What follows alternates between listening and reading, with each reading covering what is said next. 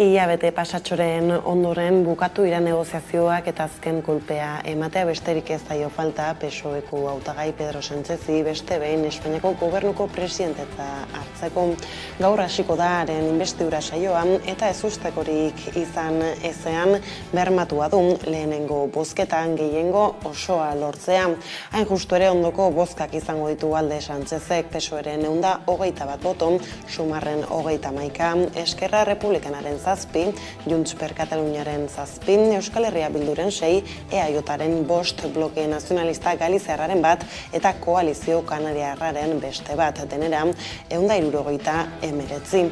Horra iritsi baino lehen ordea, hitza hartuko du orain astear den eztabaidan, eguerdiko 12 haren ondoren hitz egingo dute Kongresuan ordezkaritza duten beste taldeetako ordezkariek eta litekeena da Kataluniako indar subiranista nagusiekin adostutako amnistia legea izatea guztien agerraldien izpidea.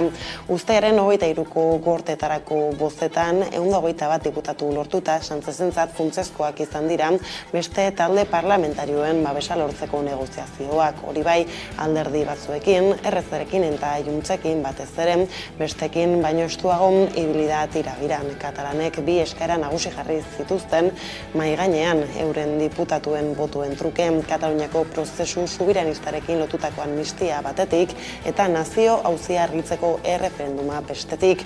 Eta espero zitekenez Zaragoza handia eragin dute eskakizunek nahiz eta baten tramitazioa soilik martxan izan ala. Galdeketaren afera bigarren planoan gelditu da, baina bestea aurrera doa. Eguerdion guztioi, 12 pasata iritsi da gurean gaur magazinaren lehen atalari heltzeko unea gaurkoan Sánchezen inbestidura izpide. Francina Armengol, Kongresuko presidenteak herenegun iragarri zuen Sánchezen inbestidura saioak noiz izango ziren eta PSOEk egun horretan bertan erregistratu zuen amnistiaren lege proposamena Kongresuan bihar Sánchezen alde bozkatzekoak diren alderdi guztien oniritziarekin, baina horien sinadurarik gabe. Neurri horrek bertan bera utziko lituzke 2012tik 2023ko azaroaren 13 artean Kataluniako prozesu subiranistarekin lotutako prozesu judizialak. Horrek guztiz azarratu ditu alderdi eskuinarrak eta kontrako manifestazioak egin dituzte Espainiako zenbait hiritan. Halere, RZ eta Junts per Katalunia ez dira izan PSOEren egoera euren helburuak lehenesteko baliatu duten alderdi bakarrak.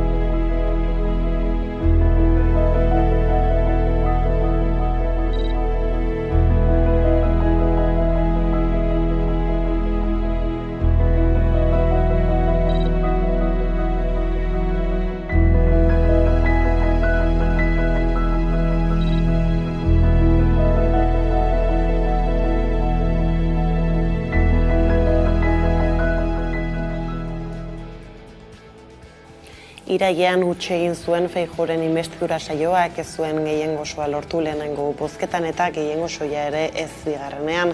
Eta horrek ateak ireki zizkidon Sánchezen inbestidurari. Ez da espero abstentziorik egotea egunotako bozketan hautagai sozialistarekin akordiorik ez duten eta halakorik nahi ez duten alderdiek argi baitute zer egin. Beraz, etzeko bozketan kontrako 171 boto jasoko ditu Sánchezek, PPkoen 137, Voxekoen 33 eta UPNren bat.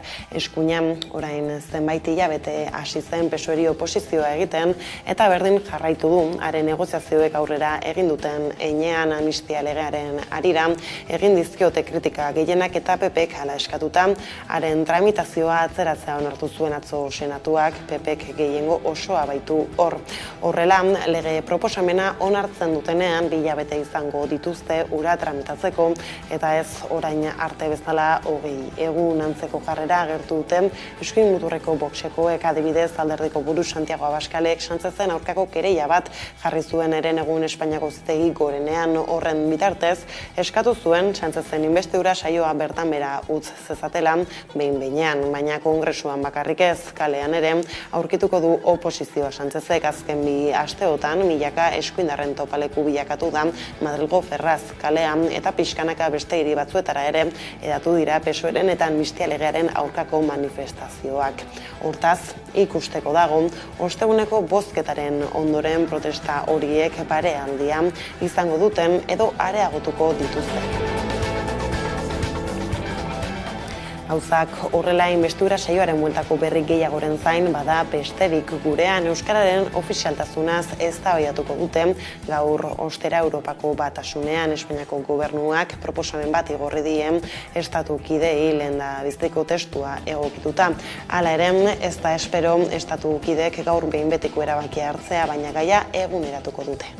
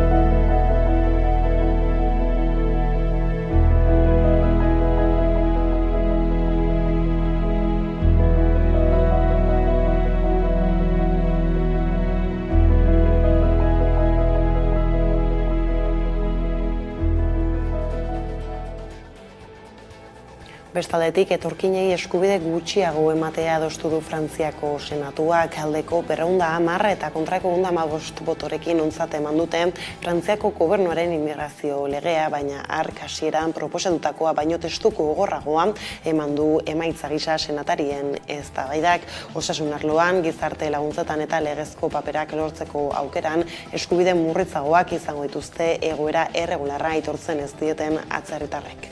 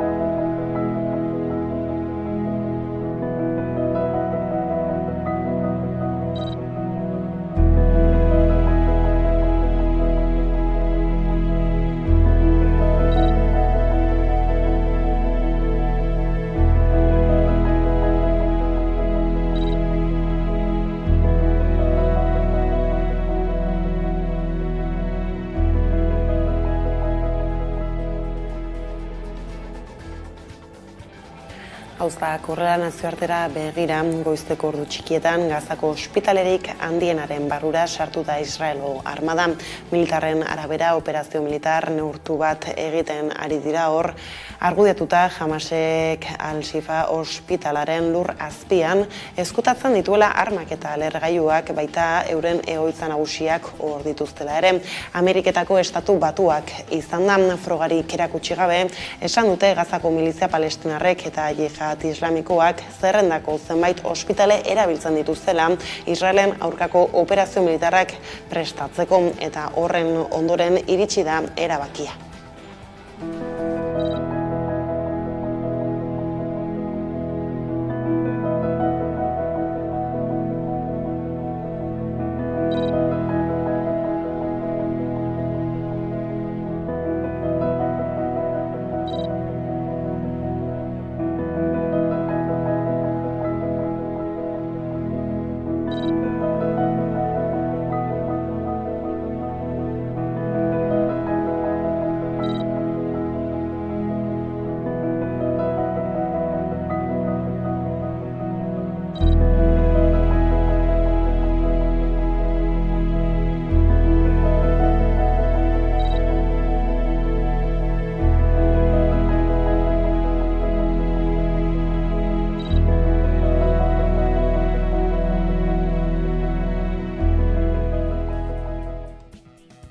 Hala, Palestinako gatazkaren berri gehiagoren zain gurera bueltan Bilboko udalak eguzki panelak jarriko ditu Zabalguneko eta Otxarkoagako udal merkatuetan. Hala, Otxarkoagako merkatuko fatxada izango da Espainiar estatu mailan lehen eguzki panel vertikalak izaten Arne.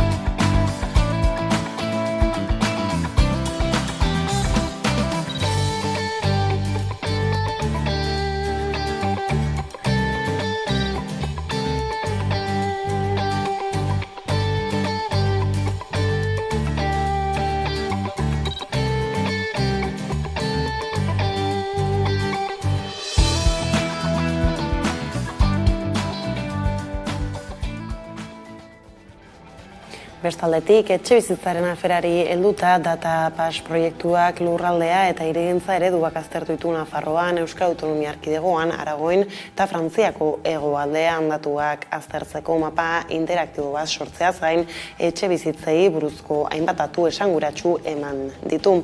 Hala nola, Nafarroan 29 eta 55 urte bitarteko gazte gehienak hiriburuan bizi direla. Leire Martinez. Data Pass proiektuak 3. edizioa egin du, etxebizitzaren merkatua aztertzeko. Proiektua mugaz gaindiko lankidetzaren emaitza da. Nafarroan, Euskal Autonomia Erkidegoan, Aragoin eta Frantziako hegoaldean egin dute.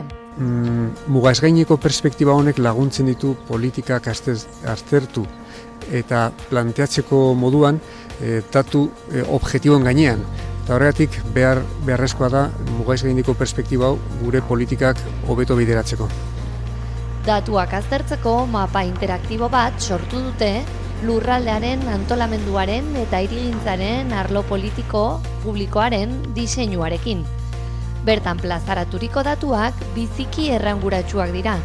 Izan ere, Nafarroari dagokionez, bederen, despopulazio arriskua dago udalerri haunitzetan. Adibidez, foru komunitatean 60 biztanlek kilometro kuadroko dentsitatea du, eta badira zonaldeak nun 2,8 biztanle kilometro kuadroko dituen ere.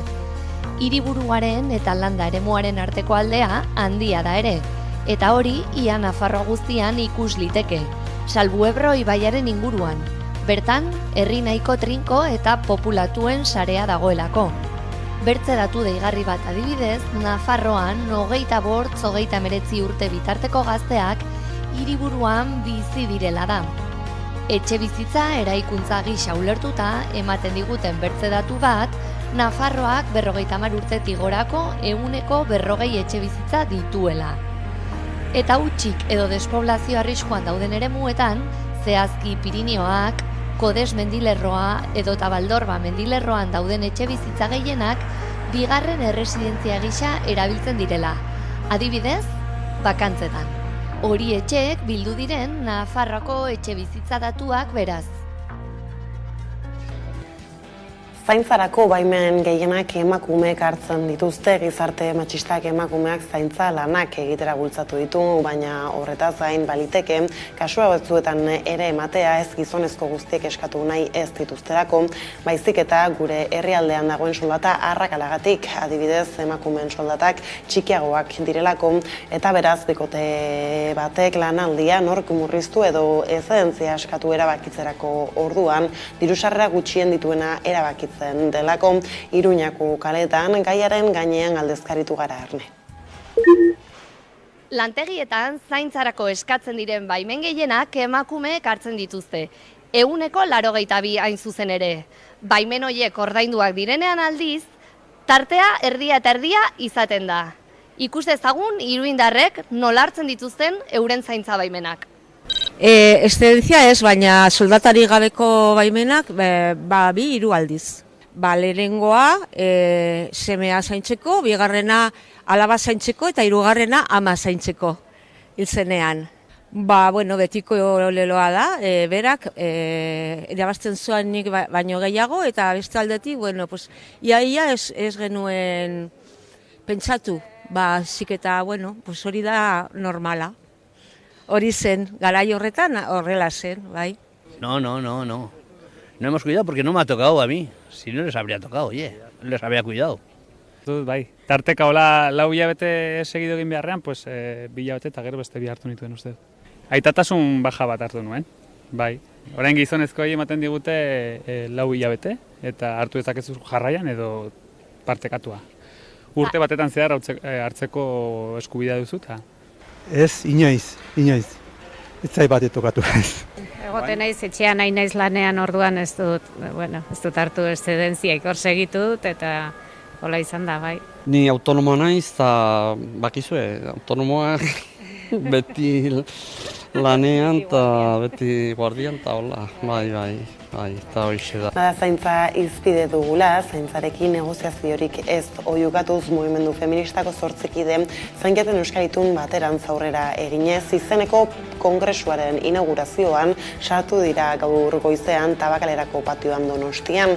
Goizeko 9:00 Inigo Urkullu lehendakariaren eskutik kongresuari ofizialki ekin baino minutu batzuk lehenago izan da. Ikusleen artean zeuden 8 feministek azaroaren 30ko grebara deitzen zuten kamisetak erakutsi dituzte zainketen negoziazioaren aurkako oihuak egiten zituzten bitartean berehala kanporatu dituzte gora berarik gabe.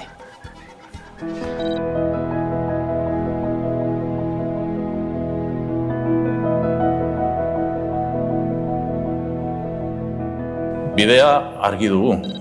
Baliatu dezagun aurrez aurre dugun aukera zainketaren aldeko Euskal Ituna adosteko eta elkarren artean eraikitzeko eta eraikitzen jarraitzeko. Por el derecho colectivo al cuidado, el 30 de noviembre, todos a la huelga.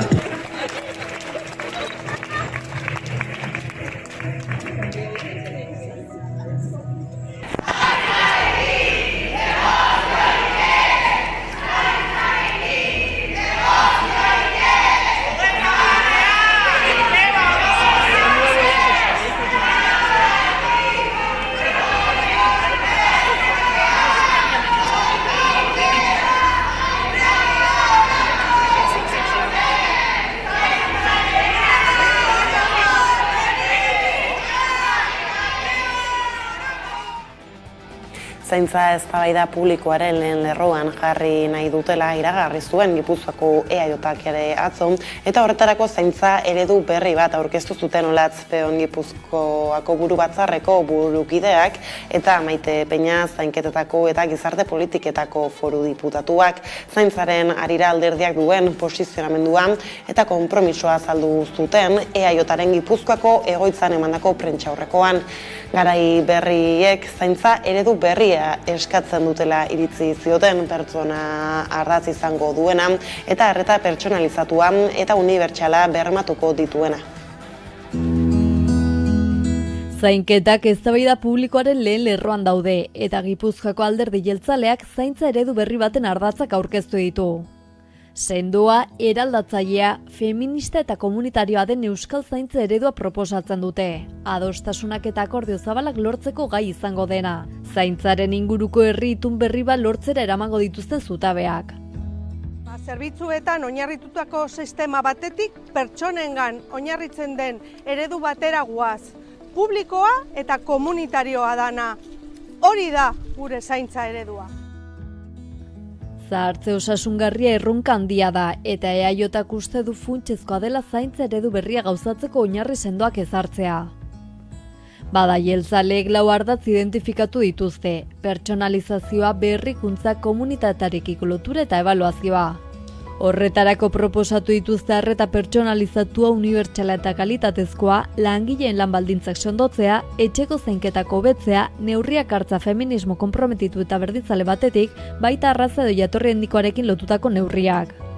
Bestalde planteatu dute zainketen iraunkortasuna eta kalitatea bermatzeko neurri fiskal berriak hartzea, koordinazio sozio-sanitarioa areagotzea eta zainketen elkarlaneko gobernantza sustatzea. Eraldaketa bete-betean gaude. Gipuzkoa zaintza lurralde bihurtzeko lanean ari gara. Zaintzak daukan balioa aitortuz. Hori delako modu bakarra gero eta gizarte justu, kohesionatu eta berdinago batera iristeko. Proposamen horretatik abiatuz jeltzalek azpimarratu dute trantsizio lanean ari direla eta zaintza eredu berria aurkeztuta herri itun bat garatu nahi du alderdi jeltzaleak. Honekin zaintzaren bueltako azkenak aipatuta lan gatazketara egingo dugu salto jarraian, izan ere ELA sindikatuak interbentzio zuzena eskatu dio Eusko Jaurlaritzari Laudioko Autoglas Lavista enpresako lantegiaren auziari konponbidea emateko. Hain zuzen duela 2 aste txosten bat aurkeztu zioten Eusko Jaurlaritzako industria sailari, baina oraingoz ez dute Jaurlaritzaren erantzunik jaso. Mikel Klaber. Laudioko Lavista enpresaren langileek beraien lanpostuak defendatzeko mobilizazio ugari burutu dituzte azken hilabeteetan. Lantokiaren arduradunek enplegu erregularizaziorako espediente bat jarri dute martxan. Orain epailaren aginduz etenik dagoena. Espedientea aurrera egitekotan 240 lanpostu galduko direla salatu dute langileek. Hori ekiditeko, ELA sindikatutik batzordean gehiengoa duen zentralak enpresaren kapitalaren parte izatea eskatu dio Eusko Jaurlaritzari. Proiektuaren bideragarritasuna bermatzeko aurkeztu duten planaren neurrietako bat izango zen hori. Enpresaren gaineko kontrol publikoa izan da, bertako lanpostuen jarraikortasuna bermatzeko asmoarekin. Honekin batera, lantegia kokatuta dagoen lursaila desjabetzea ere aldarrikatu dute. Jabe den enpresak guardianek hau saltzari uko egin baitio. Glavistako langileek Eusko Jaurlaritzarekin azaroaren hasieran egindako bileran enpresaren bideragarritasuna bermatzeko plana aurkeztu zuten. Proposatutako neurrien artean, Jaurlaritzak Glavistako kapitalean sartzea eskatu zuten, enpresaren gaineko kontrol publikoa izateko. Honekin batera, lantokian inbertitutako diru publikoa 2,5 milioi ez galtzea bermatzea lortuko zela aldarrikatu dute. Bestetik, langileek bideragarritasuna bermatzeko Glavista eta proiektuan inbertitzeko prest dagoen enpresaren arteko akordioa laguntzea ezinbestekoa dela baieztatu dute. Horretarako, Jaurlaritzak lantokia eta hau kokatuta dagoen lursailen desjabetzea burutu behar dela azpimarratu zuten. Izan ere, guardian enpresak lurzoruaren jabetza duena hau saltzeari uko egin dio enpresaren jarraikortasuna bermatu alduen proiektua blokeatuz. Momentu honetan, Glavistaren arduradunek martxan jarritako enplegu erregulaziorako espedientea etenik da epailearen aginduz. Behin Parter Capital zein guardian enpresek epaileak eskatutako dokumentazioa aurkezten dutenean, prozesua berrabiatuko da. Espedientea aurrera egitekotan, Glavistako 240 lanpostuak suntsituak izango ziren. Horrez gain, ELA sindikatuak Gasteizko Mekauto enpresaren zuzendaritzak ekoizpeneko 3 emakume bakarrak kaleratu dituela salatu du. Langile batzordari kontsultatu gabeko erabakia dela baieztatu du ere, eta hurrengo egunetarako mobilizazioak iragarri dituzte erne. ELA sindikatuak salatu duenez, Jundizeko poligonoan dagoen CIE Mekauto enpresak ekoizpeneko 3 langile kaleratu ditu. 90 lagunen artean 3 emakume bakarrak hain zuzen ere. Kaleratzeak bidegabetzat hartu dira sindikatutik. CIE Automotive enpresak CIE Mekauto barneratuta dagoen taldea urtean zehar 90 milioi euroko irabazi garbiak izan dituela gogoraraziz. Langileek kaleratutako lankideak bere lanpostuetara bueltatzea eskatu dute eta kaleratzen aurkako mobilizazioak burutuko dituztela iragarri dute. ELA sindikatuak CIE Mekautoren zuzendaritzak 3 langile kaleratu dituela salatu du. 90 pertsonako plantillan lan egiten zuten 3 emakume bakarrak hain zuzen. Kaleratuetako bati erabakia aldi baterako ezintasun egoeran bajan zegoen bitartean jakinarazi zaiola adierazi du sindikatuak. Emakume hau enpresaren langile batzordearen kidea zela azpimarratuz. Alde bakarrez hartutako erabakia dela baieztatu dute ere. Langile batzordeari honi buruz galdegin gabe aurrera eraman dena. Sindikatutik gogorarazi dutenez, CIE Automotivek CIE Mekauto barneratzen duen enpresak 2023ko lehenengo hiruhilekoan 90 milioi euroko irabazi garbiak izan zituen. Olako emaitzekin kaleratzeak burutzea bidegabezkoa dela aldarrikatu dute eta langileak berriz hartzea eskatu diote enpresari. Langileek hurrengo egunetan beraien lankideen kaleratzearen aurkako mobilizazioei ekingo dietela iragarri dute. Lan gatazten bueltako azkenak ala kultura arlora salto, Gasteizko nazioarteko antzerki jaialdiak tokiko taldei beraien sorkuntzak aurkezteko aukera emango die off-lokal programarekin. Aurten hiriko 3 konpainiak hartuko dute parte. Mikel Klaber kazetariak emango dizkigu programaren xetasuna jarraian ezaldu.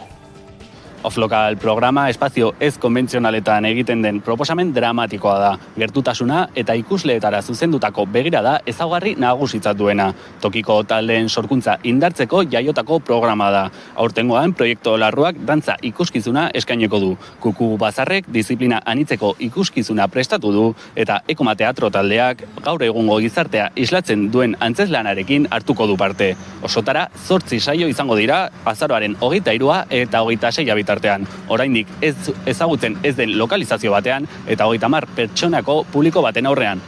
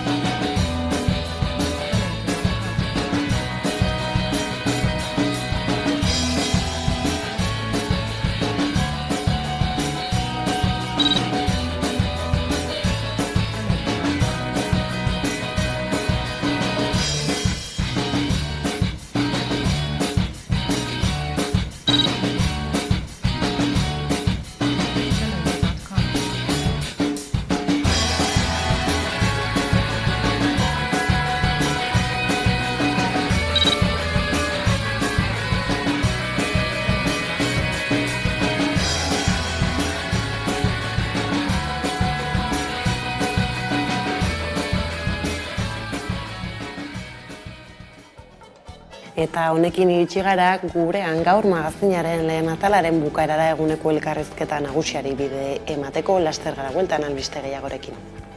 Igozkilerak galduta da Sudana. Igozkilerak hilazeta Sudana.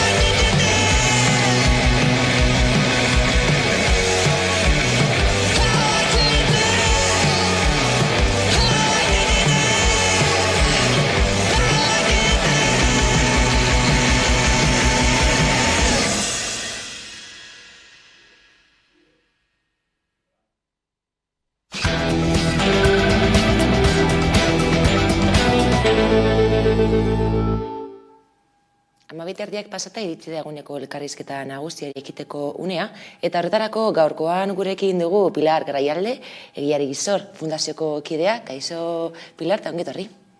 Egunon, eskerrik asko gauza bera.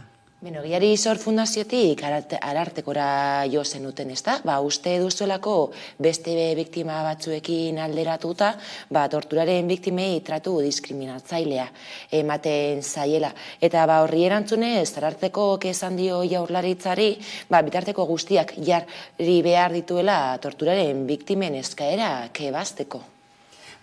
Arartekora jo genuenean, ez genuen bakarrik,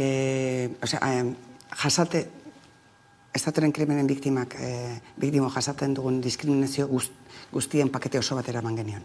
Baina bai egia dela, torturatuek direla giza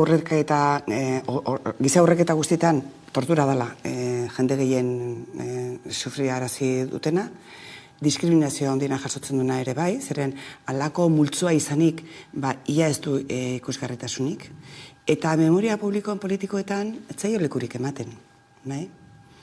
Esan genion Arartekoari, urtea daramatzagula, murgilduta, hor biktimekiko gertakari edo jarduera, o esan ditezken mingarri eta bar, baina estatuaren biktimoi, eztabaida publiko horretan etzaigu lekurik ematen. Badirudi askotan, tribuna instituzionaletatik, etengabe, hautsa altxatzen ari diren hoiei, estatu biktimon sentimentu, humilazioen aurrean genezaken begirada, estrategiak, ez izkela gehiagin interesatzen. Baitere, esan dezagun dana, egia da, 12/2016 legeak ireki ditun bideetan, eta zabaldu diren prozesu legaletan egon diran aitortzak eta errekonozimenduak onak izan direla, emaitzak eman dituztela, eta askotan aitortza bera, egin zigutaren aitortza hori bera ere erreparatzailea dela, baina baita ere, badaukagu hor beste alde bat, eta da, lege horren garapenean edo oso moteli joan, motelegi, geldo. Eta horrek erakartzen duena da, prozesu legalak betikotu egiten direla, dakar baita ere, balorazio batzordeak esan du, baliabide eskasa dituela. Askotan, erabaktzen diren erreparazio neurriak ere erabadien murritzak, erabateko mingarri eta negargarria bihurtzen ditu. Gertatzen ari da baita ere, erantzun epeak asko luzatzen ari direla, Eta azken finean, estatuaren biktimoi justizia lortzeko bidea itxi egiten zaigula, Orduan jarritu barra daukagu, nahi eta ez, diskriminazioa gainditzeko borrokan, eta baita ere, dagoen alako inertzia, gu bigarren biktima bezala sentitzeko inertzia hori gainditzeko ere, baita ere. Desblokatzeko, desaktibatzeko. Kasu jakin bati buruz hartuko dizut, zehazki Mikel Zabaltzarena, Egiari Gizor Fundaziotik kasu hori salatu zenuten, Arartekora jo zenutenean, azaltzerik didazu? Kontuten oki behar dugu, ortengo martxoaren bukaeran edo izan zen eskandalua edo, kuartelen kasua deitu zitzaiona eta zuzendariak dimititu egin behar izan zuen. Eta horren arira, agerraldi bat egin zuen Arturo Espejo Valerok, teniente generala, Guardia Zibileko kupula gisa. Arturo Espejo zen Intxaurrondoko informazioko teniente, 1985 Mikel Zabaltza atxilotu eta torturapean hil zutenean. Eta Arturo Espejo hau izan zen gainea operazio horren instruktorea. El Mundo egunkariak azaldu zuenez, baita ere Pepe Reik ere, argitaratu zuen hau, Espejo bera aurkeztu zen Bolondrez, argote abokatuarekin batea, bertsio ofizial bat asmatzeko, Guardia Zibilaren erantzunkizuna zuritzeko, iritsi izan esatera, bea izan zela Mikel Zabaltza Endarlatxako tunelera eraman zuten bi agentetako bat, eta bertsio ofizial eraikitzean azkenen Mikel Zabaltza egin zuen bere heriotzaren erantzule, ez da. Eta, bueno, ezeak, bai, Margarita Roblesek teniente general izendatu zen duenean, eta baita ere, Grande Marlaskak, kupulako buru, kupulako kide, zehatzen duren, kontuetan eduki behar dugu, 5 teniente general bakarrik direla Guardia Zibiletan, eta 4 bakarrik kupulan, Hor ikusteko, ze mailatako izendapenak ementitzaizkion, ez da. Eta Grande Marlaska interpelatu zenean, senatuan, bere arropuzkeri guztikin, esan zuen Grande Marlaskak, ea ze imputazio edo ze ebazpen judizial zeuden Espejoren aurka. Pentsa, Mikel Zabaltza, torturapean erail, alako giza eskubide larrie pairatu zunari, eskubide guztiak ukatu zizkion horrekin, ez da. Eta ordan ararteko hori galdetu genion, 2 galdera egin genizkion. Bat, ea, ebazpen judizialik ez egoteak, biktimari eskubiderik murrizte zizkion, eta baita ere zertan oinarritzen diren biktimio baten eskubideak. Ebazpen judizial bat egotean, edo jasan ditun giza eskubide urraketan, ez da? Eta argitara berri du, hilonen 3an argitaratu zuen ebazpena, Arartekok, batetik aipatu ditezun, esaten zion, Eusko Jaurlaritzari, bide gehiago jarri behar dituela, ez da? Balorazio batzordeak lana azkarrago eta erantzunak lehenago izan daitezen. Eta baita ere, lehen ekainen 26an torturaren biktimen laguntzarako nazioarteko gunean, esan zuen bezala berriro ere ekarrizun Mikel Zabaltzaren kasuaren arira. Tortura zuritzea. Tortura jasan dutenak goraipatu, indultatu, sustapen profesionala eman, eta hoi edanak, bai, torturan. Kondenatu izan direnak, edo hor nahaztua izan direnak, ez da? Hoiek goraipatzea, indultuak ematea, horreak, hori, batera zine direna erabat, ez errepikatzearen bermearekin. Eta baita ere esaten zuen, gizarte batek baldin badauka ziur gabetasunaren sensazioa, ez da? Eta baita ere gizon emakumeen etikari nazka ematen zien zenbait gauz zuritzen baldin bazien, horrek barrua jaten dizkiola zuzen bide demokrazia bat, ez da? Baten oinarriei. Izan ere, biktimek konpromiso sendoa behar dute, ez da? Estatuko krimenen estatu inguruko egi osoa jakin dadin, eta krimenen ondoriozko erantzunak zehaztu daitezen, eta tamalez gaur egun ez da horrela. Bai, erresa da, hauz gora esatea, biktima babesa behar dute, aitortu behartzaia zer jasan zuten, guztiok eskubide berbera ditugu, hori, diskursiboki esatea edo paperean jartzea, zen paperak edo zer gauza aguantatzen du, erresa da, ez da. Baina benetan egin behartana da, jasaten dugun diskriminazio horren aurka zeatu. Lehen aipatu dut 12/2016 horrek berak laguntzen dula, hori gainditzen, ez da. Eta gu behar duguna hori da, egin zigutenaren eta gertatutakoaren egia osoa, erreparazioa, ez errepikatzeko bermea izango direlako, ez da. Eta oraindik urruti xamar gaude hortatik, egia esan. Egia osoa, erreparazioa aipatu duzu, duela 2 aste urriaren 31an Jaurlaritzak arrazoi politikoei lotutako torturak jasan dituzten biktimei erreparazio emateko ekitaldia egin zuen Donostian, Kurtzalean, asko dago egiteke oraindik, baina urrats bat izan daiteke hori. Bai, urriaren 31an egin zen, bai, eta ez ziren bakarrik torturatuek izan, orain arteko 340, biktima aitortza mantzaien 350 lagun egin zitzaien, haien alde egin zen ekitaldi hori, eta tartean daude torturatuak, hildakoak, larriki zaurituak, bai Batallon Basko Espainol, bai polizia, bai Guardia Zibilak, bai tripleak, bai gal, eta baita ere ertzaintzarena bat. Hori berez, ekainaren 26an, torturaren biktimei laguntza emateko nazioarteko egunean egitekoa zen, eta Eusko Jaurlaritzak bertan behera utzi zuen. Pedro Sánchezek hauteskundea deitu zituela eta kendo egin zuen. Baina, bueno, urriaren 30 eginda. Oso garrantzi handikoa iruditzen zaigu, horrelako ekimenak eta horrelako ekitaldiak egitea. Zeren aitortzak lehen esan deten bezala badu alako erreparazioko zera bat, ez da? Eta beharrezkoa dira, jasaten dugun diskriminazioa gainditzen joateko, eta, bueno, ona dira. Baita ere, ekitaldi horretan, gustora gelitu ginen, edo, bueno, oso ona eta baliagarria iruditu zitzaigun Melgoza Andereak, guk aspalditik dauzkagun aldarrik penekin, nolabait bat egintzean ez bere hitzartzean.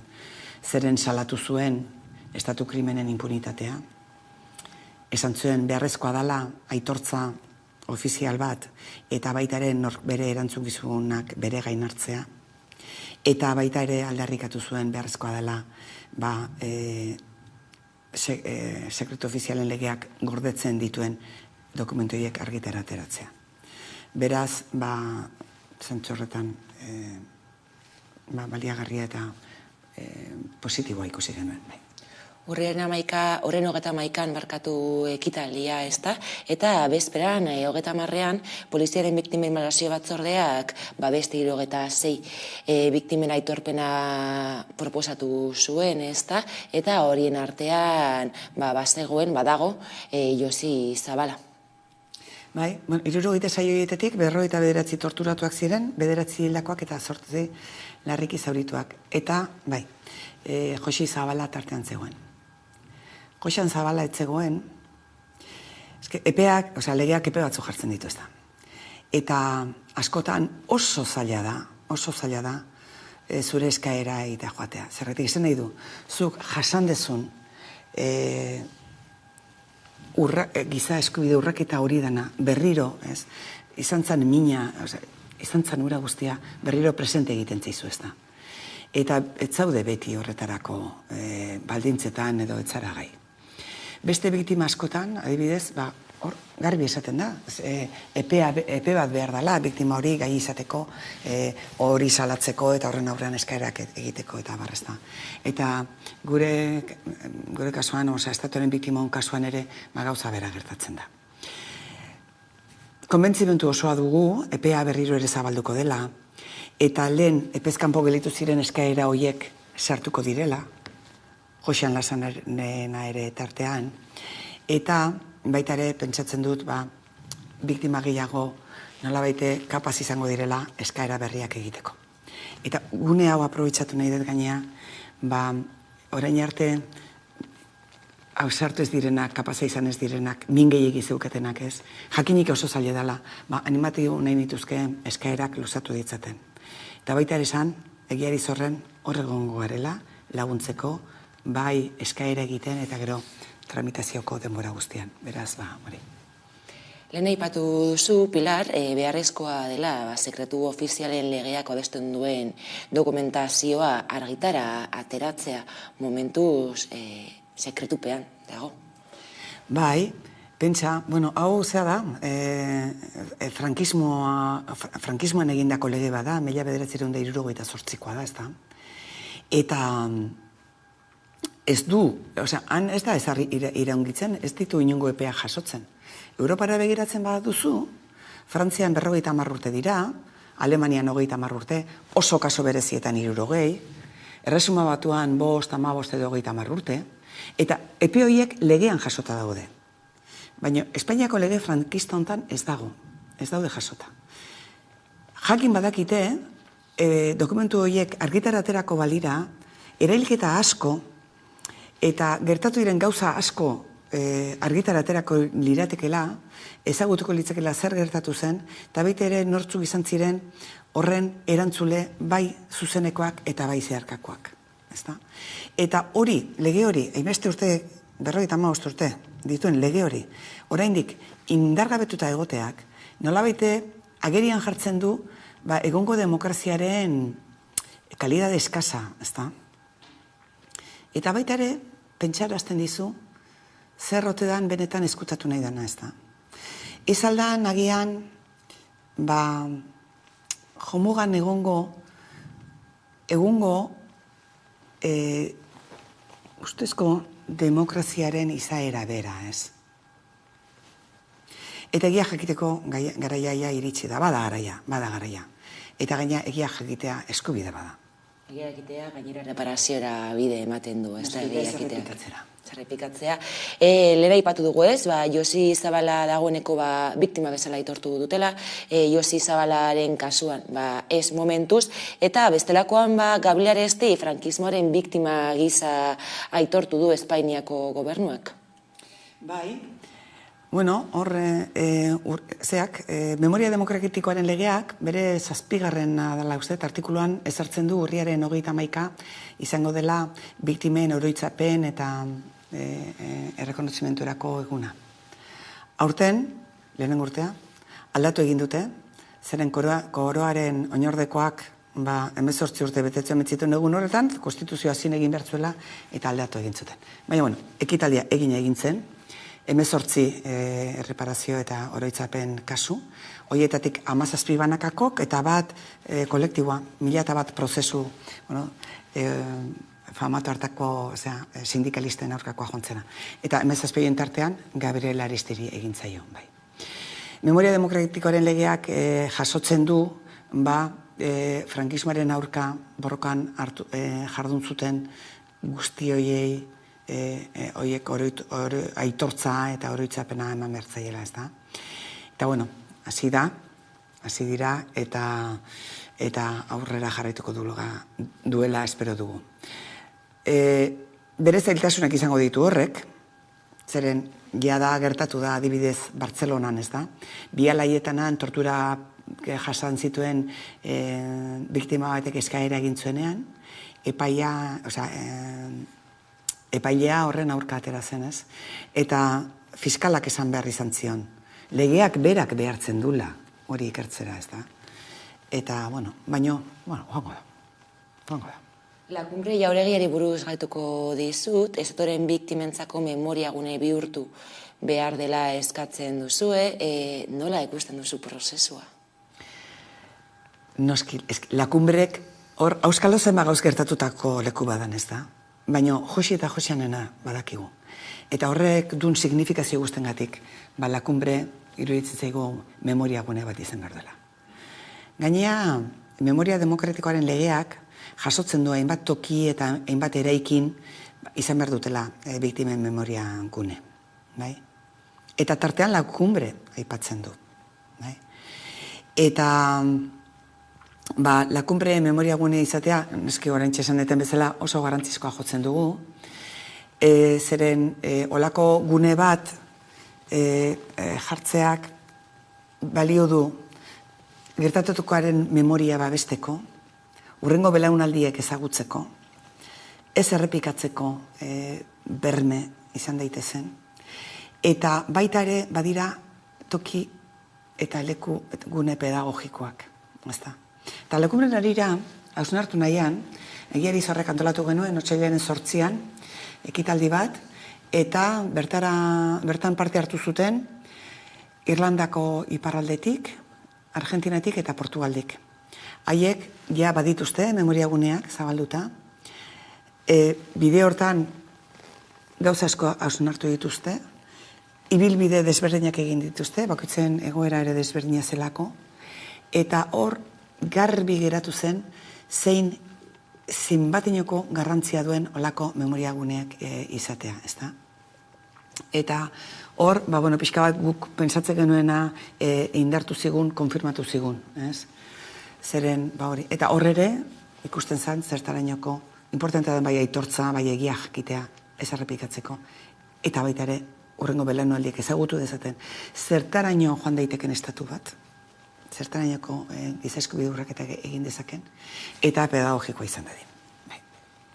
Espainiako gorteteko notako memoria demokratiko legeak dio hori, La Cumbre memoria gunea izan behar duela, baina momentu honetan Donostiako udalaren esku dago, ez da? Nola ikusten duzu egoera? Bueno, Memoria Demokratiko lege jartzen duen epetako bat da, urtebete barruan da, iazko urriaren 20an zeatu zen, indarrean jarri zen legea, urtebeteko epean sustatuko zela Donostiako udalare di emateko lagapen hitzarmen bat. Eta, bueno, jakin dugunez, Donostiako udalak egin du ja eskaera formala horrena, eta horren inguruan, oraindik ezer gehiegi aurreratu gabe dago, baina kontuten eduki behar dugu, denbora azken 4 hilabeteetan en funtzionez dagoen gobernu baten gaudela, ez da. Eta orduan horrek gauza asko atzeratu ditu, badirudi bihar aterako dela presidente, Pedro Sánchez, eta hor ja dana martxan jarriko da, eta egin behar diren gauza guztiak abian jarriko dira.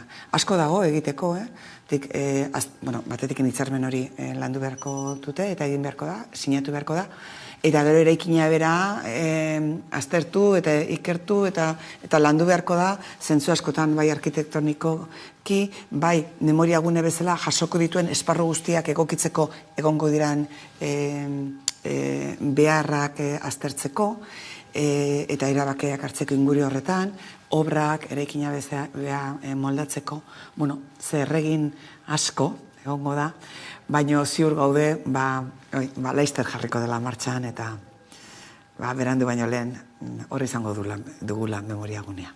Asko dago egiteke oraindik, baina galdetu nahi nizuke ea erakundeen aldetik borondate politiko gehiago ikusten diezuen erreparazio eta memoria demokratiko eta biktimen aitortzaren aldetik.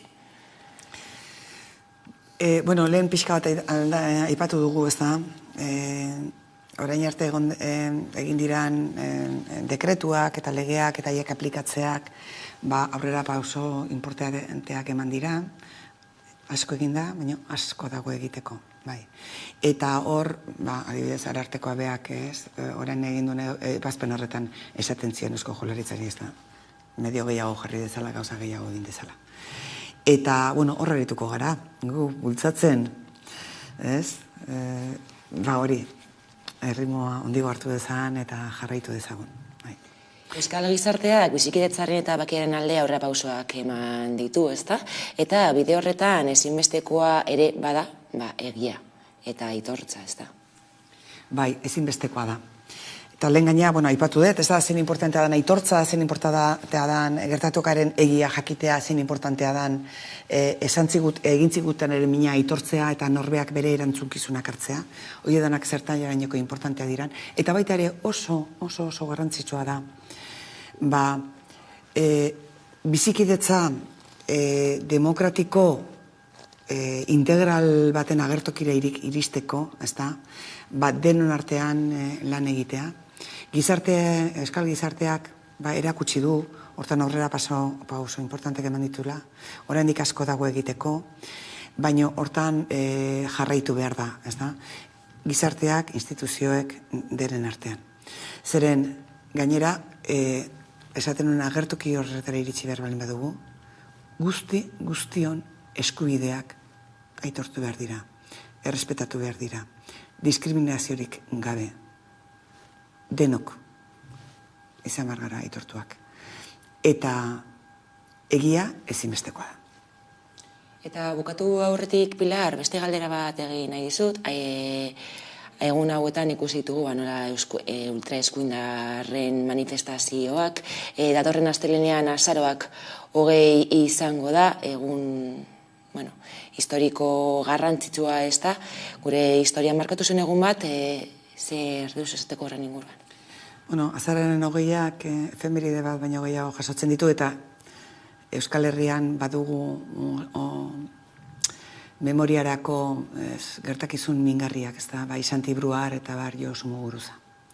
Han izango gara, hori gogoratzeko, justizia eskatzeko, sekretu ofizialen lege hori balio gabetu dezaten, egiaren eskubidea aldarrikatzeko, eta hor jarriteko dugu, behin eta berriz. Azken egunetako gertakizun hauek kezkagarria dira. Hori egon beharko da. Baina gu horre gongo gara, Bilbon, bai Josu eta bai Xanti gogoratzen, eta biktima guztion eskubideak aldarrikatzen, bai. Eskerrik asko Pilar Gaialde, Egiari Zorreko kidea gurekin izatagatik eta hurrengora arte. Eskerrik asko zuei aukera bategatik. Mila esker. Eta orain tarte bat eta jarraian itzuliko gara solosaldiarekin, orain arte. Igazkilerak galduta da Sudana. Igazkilerak hilatzen da Sudana.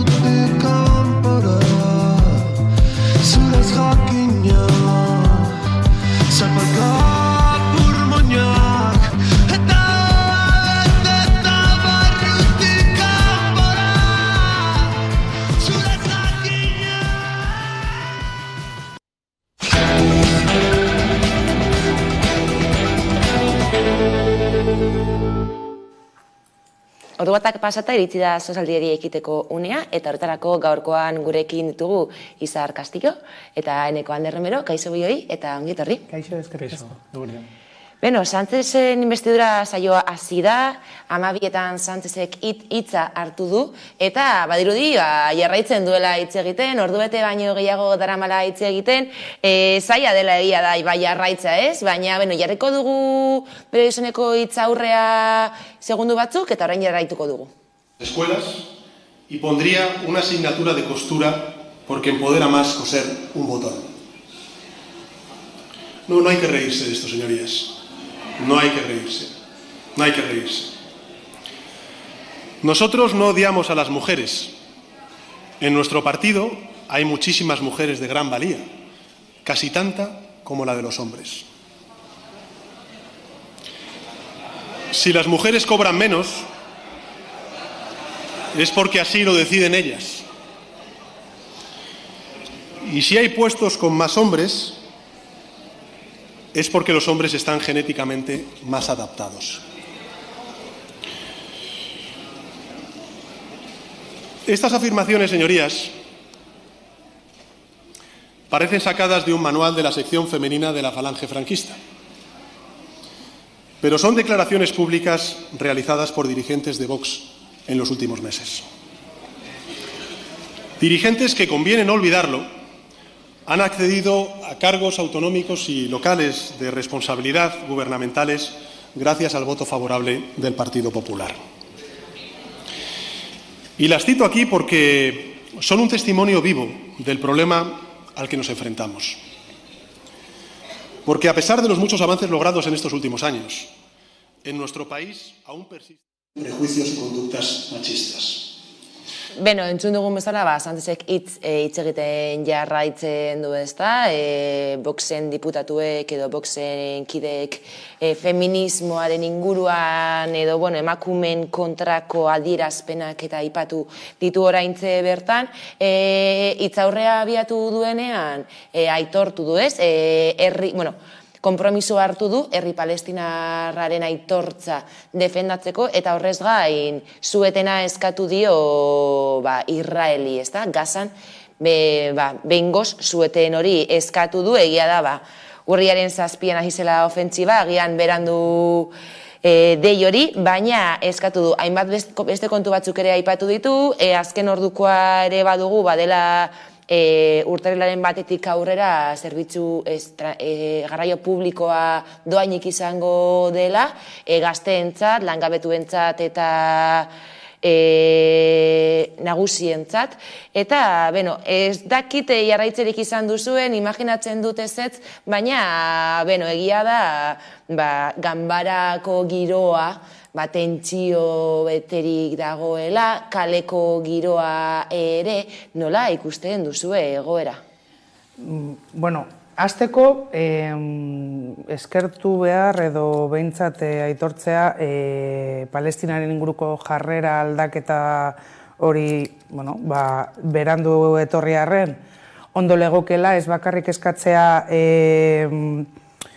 egitea sueten bat, baizik eta apurtzea Israelarekiko harremanak, baina badakigu hori ez dela gertatuko, azken finean, Espainiako estatuak berton dituen hainbat interes ekonomikoak dauzela, eta horrek zer ekarriko leuke, azken finean, ekonomiarako eta hausketa ekonomiko horretarako.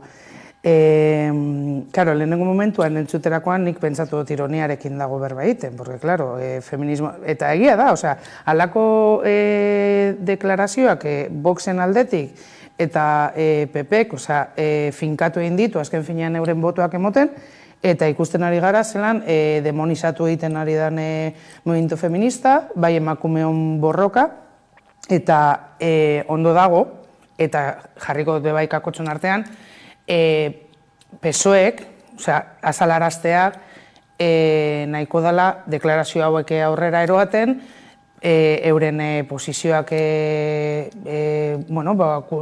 kontrakoak direla, hala ere PSOEk asko lan egin bidaube bai bere feminismoa eta zenolako feminismoa kanporatzen dauan. baina, ondo dago, baina gertatzen dena da eskenean, feminismoa prostituito egiten dela, zelan hartzen, punta de lanza moduan, zuri botatzen dotzut, eta ez leuken egon beharko zalantzan edo kolokan da giza eskubideak. Eta emakumeon eskubideak giza eskubideak dira, eta batzuei egunero astuten jake hau holan dela.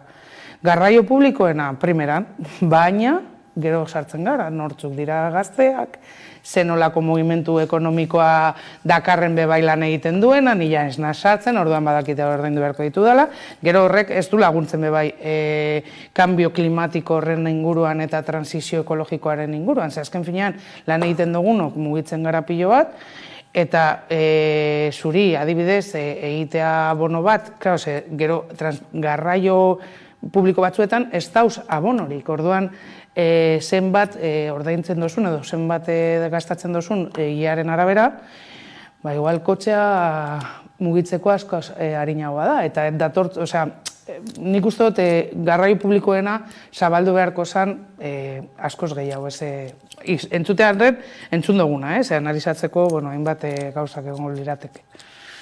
Bai, nik uste dut, justo jarri dugun kortea zuzenekoa zen, baina baten zuen audatua zela,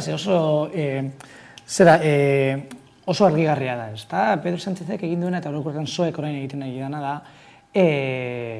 bi bloke erakutsi. Bloke reakzionari eta holan esan du, ezta? Olatu reakzionari eta jarri ditu adibidez Le Pen, Orban eta Trump eta bar, bloke reakzionarioa, eta hor PP eta Vox batu ditu eta bereziki entzun dugu zan deklarazioak Voxen kideen ahoetatik, eta gero PSOE eta bloke progresista. Hor arazo bat izan dezake, eta hori igual egin dugu errago, epeltain luze baten, ze bloke progresista hori bloke independentistarekin ere lotzen bada, ez dakit PSOE-rentzat guztiz positibo izango denik. Baina, bueno, bi bloke oso ondo markatu ditu, eta bere blokean, zer dago, bere blokean dago, zuk esan dako, nola baiteko feminismo hori PSOE izan arren, eta badakiko PSOE-en barrektan ze feminismo mota dagoen, baina, bueno, dau feminismoa, daue transizio ekologikoa, daue inkluso Palestina, eta hau ikusten dugu nola mugimenduak egon diren ame, baina baita estatu batuetan, eta orokorrean progresismoa Palestinarekiko harreman normala den, ez da? Harreman estuagoa edo begirune handiagoa duen, eta Sánchezek egingo duena, hitz egiten ari den ordu eta piko honetan, da bi bloke horiek irudikatu, dau erreakzioa, PP Vox, eta beste guztiak, eta Holanda, ez dago gaztentxerik egongo. Holanda, literalki, koalizion kanadia, deko gure erdian, bere interes partikularren arabera. Baina, bi blokeak oso argiak dira, eta Sánchezek lortu behar du bloke hori progresismoaren blokea izatea, eta ez independentismoa edo separatismoa edo terroristen, edo, Espainiaren apurketaren blokea. Eta nik uste dut, lortzen nahi dela, eta hurrengo pausoak ikusiko dugu zanak, gobernuen formakuntza, gobernu programaren aurkezpena, eta bar, nik uste dut oso politikoa izango dela, eta inkluso esango nuke, interesatzen zaiola izatea eurreko legegintzaldia, baina progresistoagoa. Guztiz adoz, etorri jata hori, Koalizioen Kanariasek egingo duen nik uste dut posizionamenduak baldintzatuta egon aldala migrazio krisiarekin, ze azken finean izan alda mai gainean jartzeko eskutitz bat zelan jokatu eta horren inguruan jakitea abstentzioa dagoen edo ez, porque badau krisi bat, ez da, eurak irudikatu nahi duten ez, inbazio hori ez da, baina badakigu, migrazioaren inguruan Kanariaseko bidea hala ere, arriskuena izan arren hartzen ari dutela, ze dator bebai fronteren mugen esternalizazioa dela eta azken finean ikusten ari gara zela Tanger eta Nadorren inguruan dana dago itxita eta oso kontrolatuta dagoenez, jaitsi behar izan dira Agadiren albora eta horrek lagundu, Osea, ruta horri garatzen eta askoz gehiago heltzen. Orduan, nik uste dut migrazioa izango dela baldintzatuko duenak azken finean abstentzio hori emotea ala ez. Diputatuen kongresua blinduta dago, 1.600 polizia, kaleko giroa gaiztotu da gainera azken orduetan, kezka sortu du Ferraz inguruetan izandako istiluek, gaurkoan Neptuno plazan edo elkartu dira, eta gainera irudilotzagarriak ere ikusi ditugu, ezta? Hau ez da egoitza bat, hau potetxe bat da eta olako kontuak, eta panpinekin emakume ministroak irudikatuz, eta horrez gain, giro hori ganbarara eraman dute, ezta? Eta ikusi dugu nola Sánchezen hitzaldia mosten ahalegindu dira. Nola erreparatzen diezue kaleko eta ganbarako? Lehen izaten zen, Eskerra kalera ataratzen zen urnetan edo hautestontzitan galtzen zuena irabazteko. Eta hori eskumak beti izan du, baina ikusi dugu nola, ikusten badugu Espainiako bi alderdi nagusiak, PP eta PSOE, alderdi popularrak asko zerrazago ataratzen da kalera eta asko zerrazago mobilizatzen da. Eta hori ikusten ari gara eskuma orokorrean egiten ari dela, Zapaterorekin ja egiten zuen, eta 11M, abortoa, eskontza igualitarioa, eta eskumak ez dauka inolako arazorik kalera ataratzeko, edo paiasorena egiteko instituzioaren baitan eta gamara baten, eta horan da, zergatik, zehaiek daukate irabazi zuten, hobeto esan da, ordenaren partida, ezta? Eta haiek dira de orden. Eta egon aldira, paiasorena egiten kongresuan, eta ez nabire boxe inguruan, eta baita ere alderdi popularrean ikusten dugu, eta inkluso moderatu batzuen, eta inkluso lidergotza izan duten batzuen eskutik, nola instituzioak barkatu haienak direnez, nahi dutena egin dezakete bertan. Eta taltean eskerrak, labeteko trauma edo komplexu baten baitan, askoz ere performance horiek norabait esango dugu alde batera uzten dituzten.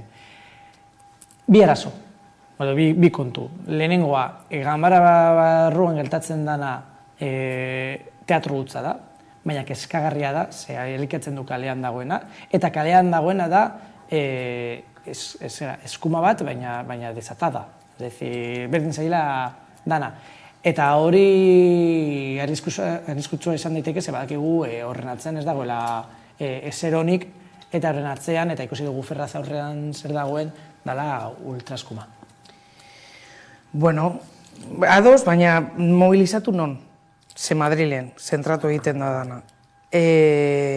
Niretzako atzo oso egun txarra izan nuen, eta bapatean Spanish Revolutionek egindako hainbat bideo hasi nintzen ikusten, eta gaua behintzat postu egin zan pizkatzu bat. Benetan niretzako arriskutsuak noski baietz, baina guztiz ridikuloak dira egiten dituzten aldarrikapenak. Da, como ikasitako gidoi bat, inolako argumentu barik, porque zuk azken finean izan altzara edo izan aldozu ideologia bat, eta talka egin arren beste ideologia batzuekin dekozu aldarrikapen batzuk egiteko eta zure eskaerak egiteko ez dakit argudio batzuk, baina ez dute inolako argudiorik, gero zer gertatzen da, eskubide eta zuk esan dozun bezala, giza eskubiderekin lotuta izan diren hainbat lege edo hainbat aldaketak adostu saiatu direnean edo bultzatu saiatu denean, eurak urten dira reakzionario moduan azken finean esateko ezetz. Baina niri gustatuko litzaiake, modu individualki, zenbat giza eskubideen horien urraketa mina egiten dutzie, individualki hor dauzen jendeari. Ez ematen du, zeo zer ez dagoela konexiorik, ez duela konexiorik egiten, porque hor ez dira gongo geiz, adibidez, edo LGTBI-ren inguruko pertsonak, ez dira egongo, hainbat, orduan, ni saiatzen naz, hori saiatzen ulertzen, baina nire buruak korto zirkuitatu egiten da. Gero dago, sakonki emakumeen kontrako misoginia bat. Ze erabiltza beti emakumeen, da ridikulizazio bat, emakumeon ridikulizazioa, emakumeon gaitasunen urraketa bat, nola gaude florero moduan ezin dugulako pentsatu emakumeak garelako, Sánchezek esan duen moduan, boxek botatzeko hobedala jostumna moduan jakitea botoi bat josteko, beste batzuk, eta ondo dago jakitea botoi bat jostea, ze azken finean horrek egiten dutzu gizaki funtzional bat izaten. Baina emakumeok, haratago goia ez, badaukagu gizon moduan edozein gaitasun, edozein gauza egiteko gaitasuna, eta batzuei egunero ahazten diake. Gero zer gertatzen da, eta nik uste nik hau dela larriena, halako aldarrikapenak, adibidez, Alemanian ezin lirateke emon. Dauz, fasismoaren inguruko aldarrikapenak, debekatutak dauzena, eta gainera, polizia dago atzekaldean eurak babesten. Ez barkatu, legea dago lege bat, non esaten dagoela ezin dela fasismoarekiko aldarrikapenik egin, zergaitik lege horiek ez dira betetzen. Eta zergaitik, badakigulako, ez dagoelako separación de bienes, hori barkatu de poderes, eta gertatzen dana honekin da, azken finean, badakigu eta askok polizian fasismo ideologia daukatela, igertzen da euren mugimenduetan, Jusapol honetan, eta zenbaje lotzen dira horretara. Orduan, zelan eskatuko dotzegu poliziari, legea bete daiten,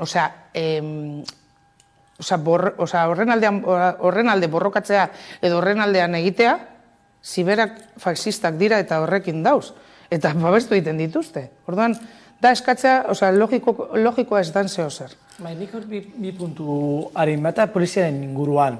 Egia da, polizia asko zazaiagoa dagoela ultraeskumarekin eta eskumarekin orokorrean eskerarekin, baino konnibentzi ideologiko erraldoi bat dagoelako. Baina hor kontu zibi bargaraz, igual eskatu behar duguna ez da eskumarekin egotea eskerarekin bezala hori da. Uretu dute, baina diskurtso batzuk entzuten dira, bereziki progresismoaren inguruan edo sozialdemokraziaren inguruan eskaten duena ez disolbatzea, eta igual egin behar dana ez da manifestazioak orokorrean ez disolbatu.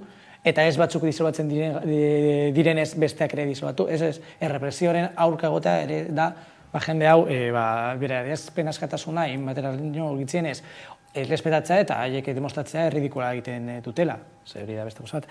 Eta erridikuluarekin lotuta, eta aipatu duzu, eta egia da oso barregarria dela, eta memegintzak asko handitzen ari da azken aldian, nolako adierazpenak emoten diren ikusita, baina kontuz.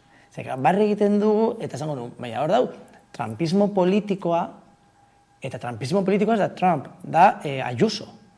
Eta, klaro, gero Ayuso dator, ez dakigu oso ondo itzurakeria dan, edo ez dakigu oso ondo izaera dan, baina boskak lortzen ditu horlan, ze jendeak ez du zertan izan behar oso, ez da, mundu guztiak normala danez, boskatzen du, eta pertsonai hori erosten du, boskatzen du, eta pumba, LGTBI legearen urrak, eta pumba, privatizazioak, pumba, ez dakizten bat, jende nagusi hildakoak COVID garaian.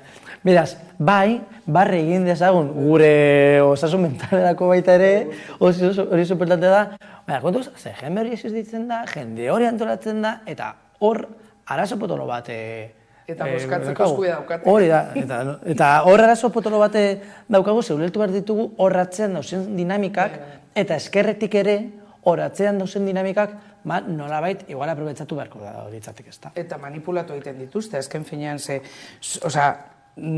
hori da, niri asko gogarazten nau al circo romano. Dame pan, y llámame tonta. Gertatzen dana da, eta zuk dinozu, non dago Ayuso, desagertuta dago. Eta hori da estrategia politikoa bai. Azken finean, urtengo da, bere momentua, berak kontrolatzen dago, berak ez, bere gabineteak oso ondo kontrolatzen ditut denborak. Eta denbora horiek kontrolatzerakoan, zuk badakizun noiz berbagin aldozun eta gertatzen adiren gauzak erabili zure onurarako. Eta emakume, berriro bere gabineteak zez da bera, bere incendiaria da, osea, bere jarrera da, ez dakit, osea, teatro moduan, antzerki moduan izan da, edo bera olakoa da, porque batzutan bebai analizatzen, psikologikoki analizatzen badozu, osea, nik uste dut ez dotzalen moten. Baina oso potenteak diren dinote, osea, euren norurako, oso potenteak diren pertsonak ditu atzekaldean. Osea, eskutatutak dauzena, baina azken finean, garatzen, laguntzen ari dotzanek hartzen boska horiek.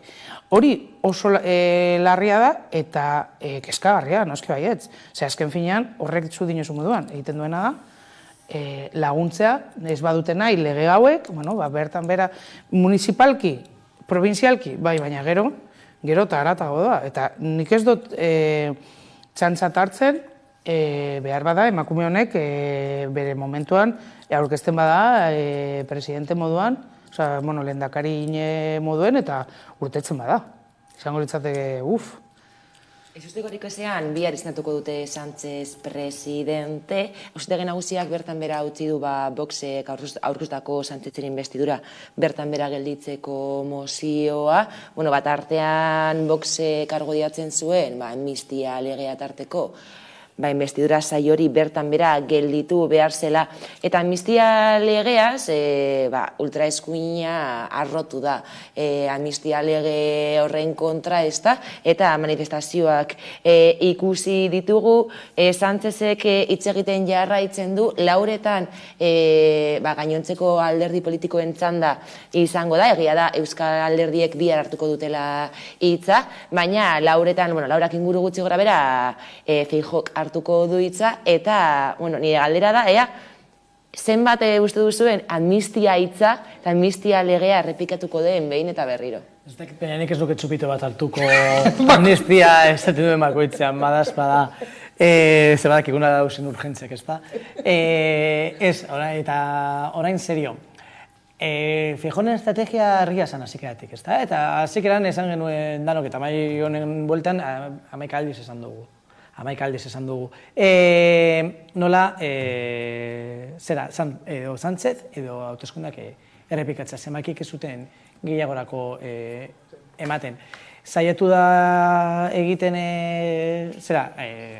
nolabait, beste alderdi batzuk presionatzen, ikusi genuen EAJarekin nola egiten zuen, orain egin du kalea presionatzen eta kaletik presionatzen, agian zoeren edo norabaiteko barne krisi bat sortzen zerakoan edo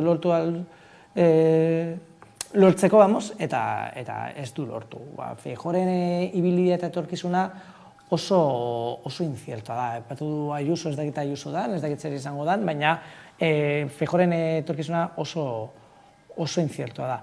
Ibilbidea, gaurko garrakatzaldean esango duena Feijóo, azken egunetan esaten ari danaz da, amnistia, terrorismoa eta separatismoa, Espainia, eta ja hurrengo hauteskundeei begira izango dela hainbat zera herrialdetan, tartean EAN eta Europar batasunekoak.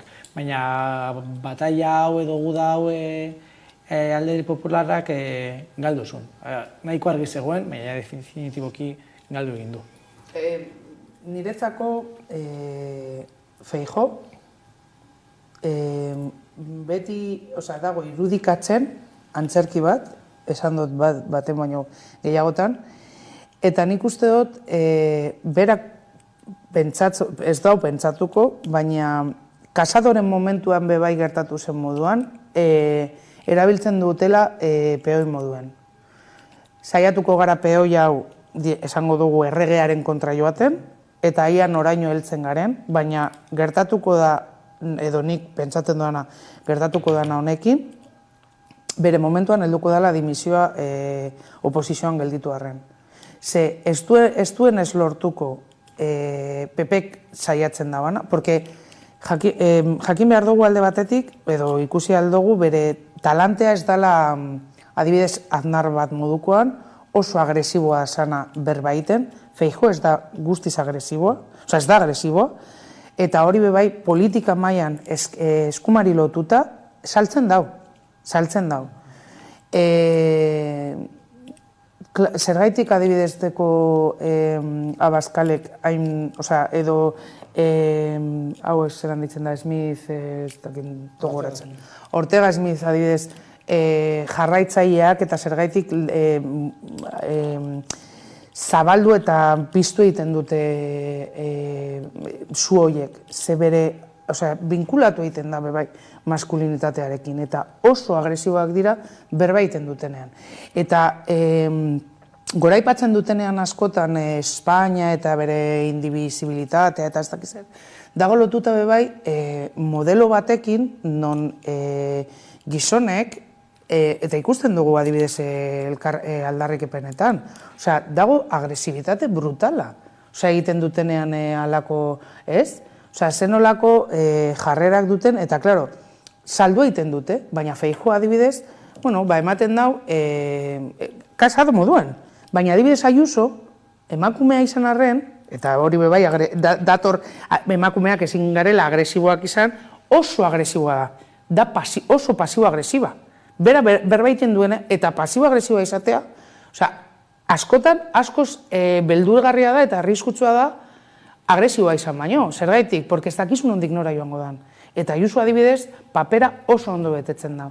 Orduan, nik uste dut bebai, psikologikoki, zelan jokatzen duten eta zelan planteatzen duten euren estrategiak, asko saltzen dute gero haratago juteko eta nor izango dan, lidergo horiek, hori eroaten duena edo nork erabiliko dau bere momentuan. Ze, Rajoy heldu zanean, Rajoy ez da bat ere agresiboa, baina zegoen apurketa bat Zapaterorekin gertatu zen hainbat historia eta 11 emerekin lotuta eta bar, eta jendea oso desilusionatuta zegoen eta horrek lagundu zion haratago joaten.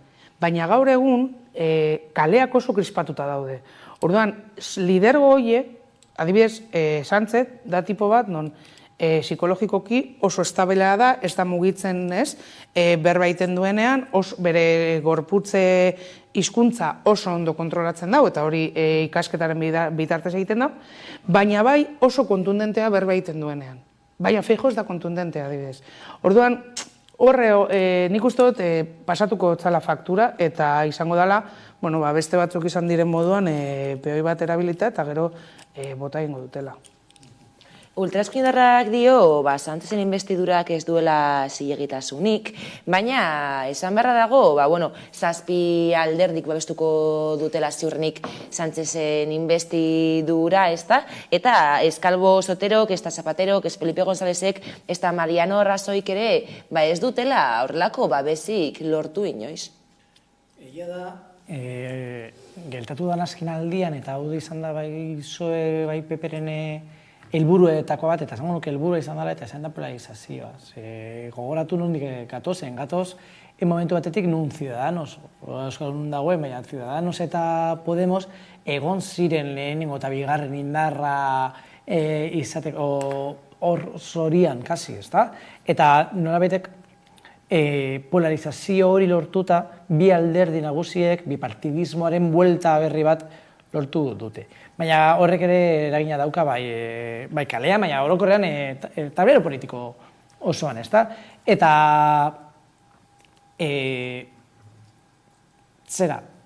polarizazio horretan abstentzioa komplikatua da. Oso komplikatua da. Are gehiago, igual Bildu bat eroso egongo zan abstentzioarekin edo EAJ bat edo RC, baina beharrezkoak dira eragiketa hori egiteko. Eta zentzu horretan polarizazioak asko lagundu du. Horrelde batetik, bestetik. Abstentzio batek esan nahi zuen hauteskundak berriro deitzea. Eta testuinguru volatil, oso volatil batean gaude. Esan egongo alderdi bat, zein atrebituko zen bere abstentzioarekin berriro hauteskundeak ditzera. Eta abstentzioak kasu honetan ere nolabait postura bat finkatzeko modu bat zen. Beraz, hau guztia batuta horrek ekarri du horrelako sostengu zabala. Segurenik inoren buruan ez zegoen hau planteatu zanean, hauteskundeak planteatu zirenean, egotea PSOE eta guztiak PP Voxen aurka. Inkluso hori PP-rentzat kriston amorrua eta kriston hankasartzea da epe ertain batean. No, guztiz, ados, azken finean, abstentzio horrek eta horrek hauteskunde berriak jartzen du arriskuan eta aukera handiekin eskuma ateratzearekin. Eta badauze deklarazioak eta badauze alderdiek non esan dabe, nahi dutena da fasismoa etetxea. Azken finean, badaki EH Bilduk beti esan dagoela, bere intentzioa ez dela inoiz, beste bat ez da izango, baizik eta eten egitea fasismoari. Nola egin behar dut, investidura hau laguntzen, lagunduko dut. Azken finean, horrek ez du esan nahi ez dagoela eztabaidatu behar ditugun jarrerak adibidez gure nazionalitatearen inguruan edo nazioaren eraiketaren inguruan, eta bar, horrek ez du esaten, uko egingo dotziela euren aldarrikapenei, hainbat alderdiak egiten da biena. Baina bai esatea, planteatzen badugu beste investidura hori ez laguntzen, etorri aldiaku askoz txarragoa don zeo zer. Orduan, esaten dana, no? Más vale bueno conocido que malo por conocer. Horrek ez du esan nahi honik danek, baina bueno. Alderdi popularrari alde batetik parte hon bat eta parte txar bat erratu zaio Voxerekin. Voxekin lortu aldute, soilik gehiengo absolutua, eta hori positiboa da PPrentzat, asko zerrazagoa da gobernantza alderdi batekin, koalizioan, akordioarekin, dena delakorekin, baina Voxekin egonda, eteten ditu edo apurtzen ditu zubi guztiak. PNV-rekin, Koalizionarekin, Teruel Existerekin, Partido Regionalista Kantaurrerekin, eta jazta duz alderdi gehiago, Juntzekin, holan zeiakera arraro bat egin zuen negoziaketen hazikera, baina ez joan inora, RC-rekin bez, Bildurekin bez, Podemosekin edo Sumar Mundu horrekin bez. Beraz, joku honetan ez da usain beste eragile peperentzat.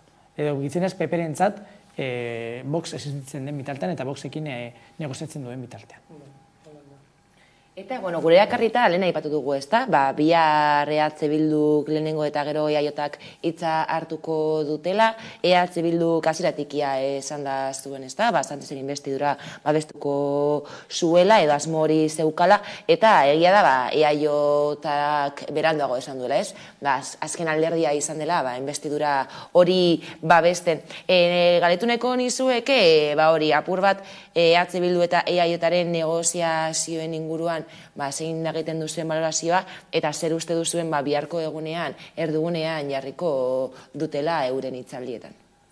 Nik uste dut biharko hitzaldiak Euskal Herriko klabean ulertu behar dela. EAeko hauteskundeak martxoan edo maiatzean edo ekainean merkatu izango dira bai ala bai, eta klabea Euskal Autonomia Erkidegoan egongo da.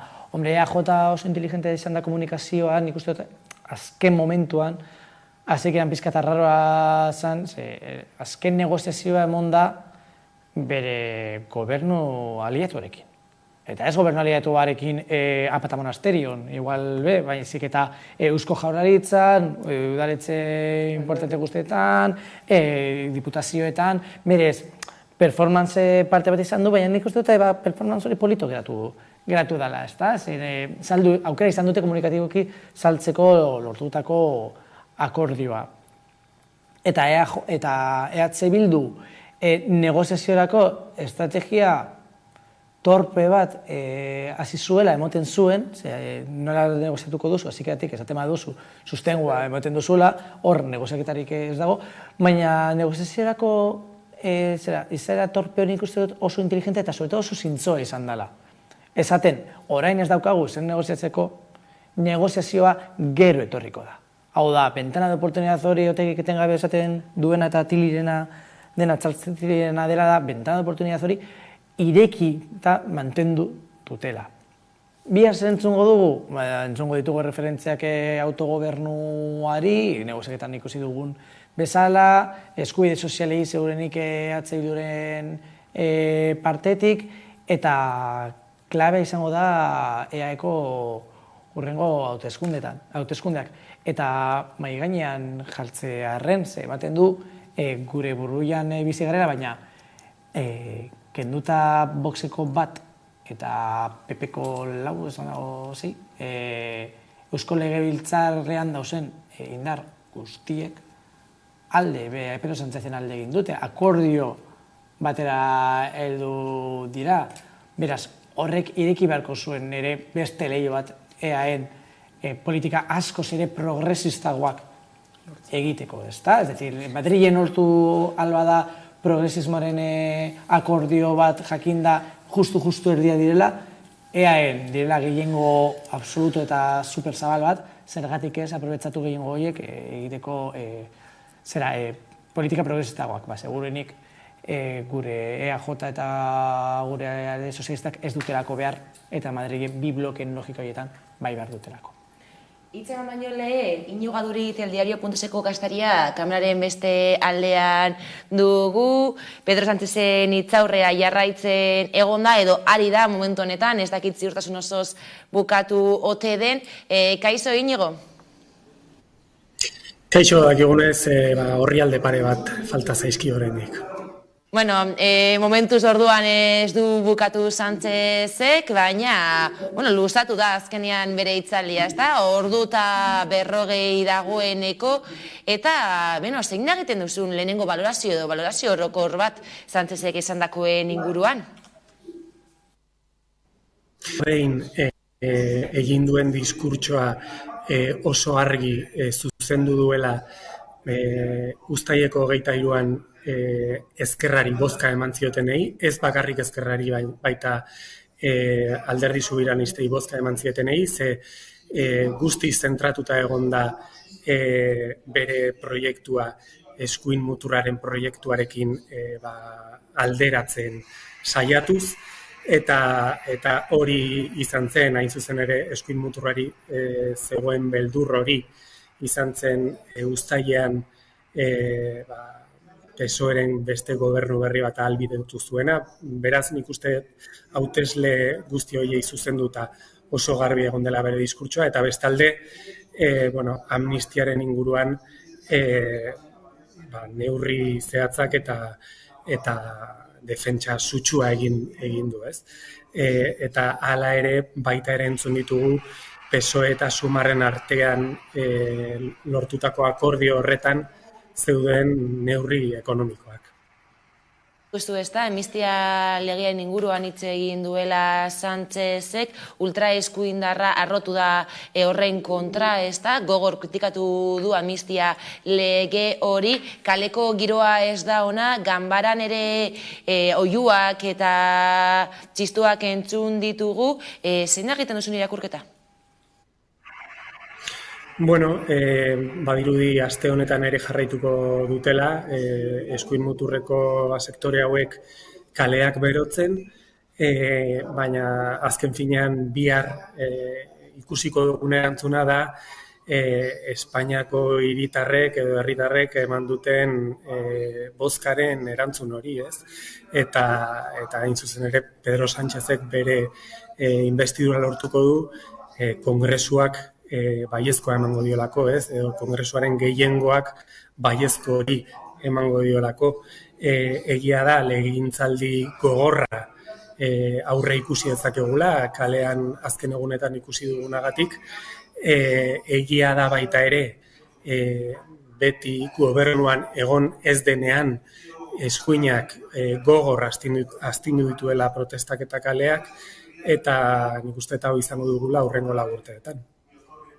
Orduan, Sánchezek uste dut jarraitzen duela, 4 urteetan gainontzeko alderdi politikoen txanda izango da, PP izango da lehena hitza hartzen, biharko txandan berriz EH Bilduk eta ondoren EAJak hitza hartuko dute, eta sustereko horik ezean, Sánchez presidente izantuko dute, ez da, gainontzeko alderdien inguruan galdetuta, EAJ eta EH Bilduren kasuan, zein izango zenuke dela edo izango dela erdigunean izango duten gaia?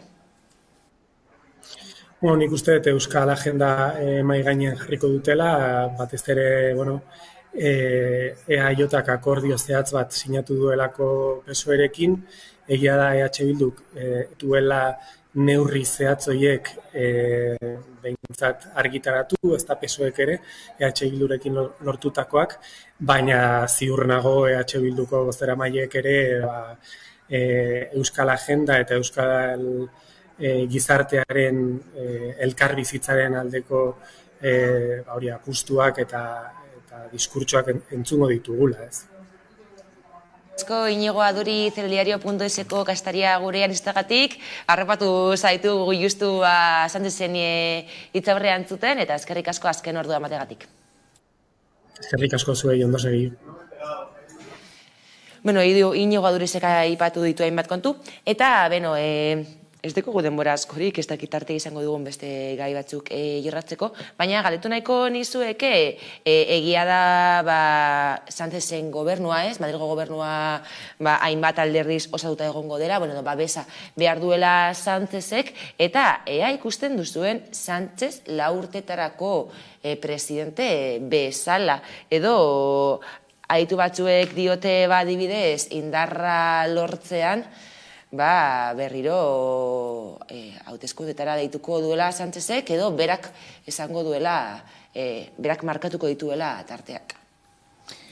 Nik uste dut erosoa dagoela, bere paperean, baina bai dagoela hor, nik uste dut baronekin deitzen den kontraesan bat, askotan talka egiten dutela, ze berak bere deklarazioak egin dituela, bai adierazten dau progresismo horren alde egin nahi duela, azken finean eskubide sozialen alde, baina gero talka egiten duela adibidez baronek esaten da biena patronalarekin batera.